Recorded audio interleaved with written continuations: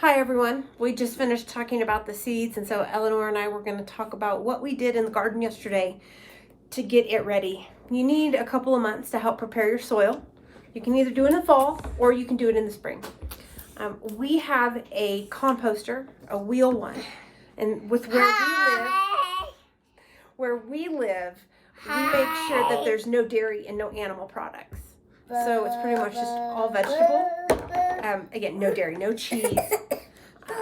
You can do eggshells. Eggshells are great for your tomatoes. It gives you the extra calcium and prevents blossom rot, which we had last year. But yesterday, the weather was nice enough that Eleanor and I got out and we turned over the dirt in this year's tomato beds, and we got the compost turned into it.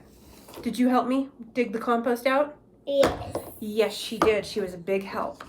And so what we did was we broke up the earth, dumped the compost into it, and used our hand tiller and broke it up, and then we watered it so that the compost can keep breaking down. It was still kind of frozen from the winter and started to petrify, so it's going to need a couple of weeks to help break it down into the soil a little further. But with the non-meat composter, it doesn't smell. There's no offensive odor, and it doesn't draw animals, so anybody, even in a small community, should be able to do one of those, and it wouldn't offend the neighbors. The other thing we're going to do with the other beds is we're going to get some Miracle-Gro. The pellets, those actually work really good if you don't have enough compost, and we used all of ours. We didn't have enough in there. And so we're going to use those, and in a couple weeks get those turned into the soil and let them start leaching, so the soil will be ready by the time June 1st comes around when we put the plants in the ground. Which leads me to the fertilization. Now, with the seeds that we just did, we're going to give them a first round of fertilization when they germinate. And they all kind of germinate at different times. 7 to 10 days, 10 to 14, 10 to 21.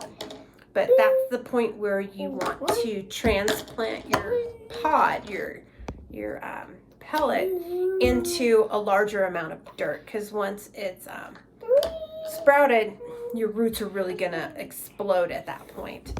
We like to remove the netting around the pellets because we've struggled in the past with the roots really being able to break through, especially with the soil that we have here. We have to have topsoil brought in to our raised beds. We're on a sand and clay base. So once the flowers have germinated, you're going to want to do a transplant into some bigger pots. You can use the bigger peat pots. I think I've got one. Here we go. You can use these general, we keep everything. We don't throw anything away. Especially because this stuff can get expensive. So you can slowly build your inventory over time. May I show it to them? Hold it up then. Hold it up. So that's one thing that you can transplant your pods into. You're going to want to fill it with dirt. Put the pod in there. Tuck it around, water, fertilize, and the dirt will compress because we use the Jiffy seed starter mix. So it's very airy and fluffy, and it'll slowly compress as you water it, so you might have to put more dirt before you have to plant it into the ground. The other thing you can use are these peat pods. I should go over to the kitchen and get one. These are really good. Most of the gardeners or nurseries in the area use these. My geraniums last year, they came in, they had the seed starters and the pellets, transferred into this, and then moved them into a big pot. And after the winter broke everything down, I could see all of these were still in my garden bed. So I don't think this was saturated enough. I'm going to get you a copy of the one that I just soaked in water, because I wanted to show you what it looks like. So with the peat pods, you really want to get them completely saturated, which isn't what the instructions say.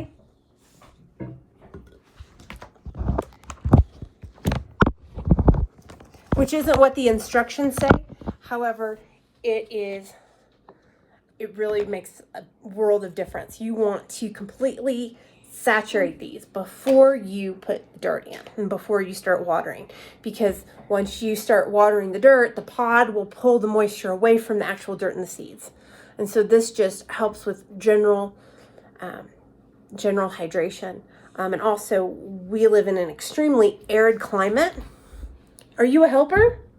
Yes, you can have that one.